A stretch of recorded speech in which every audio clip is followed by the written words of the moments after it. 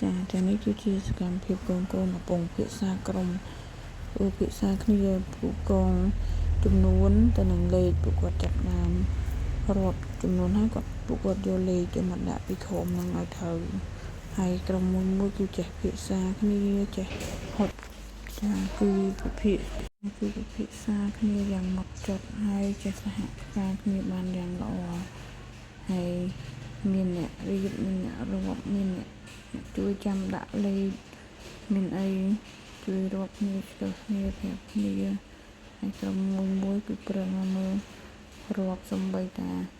កុមារដែរគាត់យ៉ាងនេះគឺគាត់មកជួយចូលរួមគ្នាយ៉ាងសកម្មដែរអញ្ចឹងការ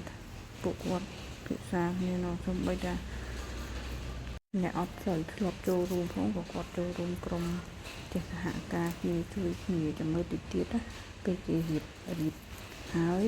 ពេលគេនាំគ្នាធ្វើសកម្មភាពបន្តជាមួយគេផ្ទះដែរអូគេផ្ទះដែរគេនាំគ្នាខົບឈរមើលគេផ្ទះដែរគេនាំគ្នាខົບឈរហើយគេធ្វើមកទៀតតែមើលគេកាន់ដៃគ្នាពេលគេការងារគេហើយពេលគេកាន់ដៃគ្នាខົບឈរគ្នាតាមក្រុមមួយហើយគេចាប់ដើម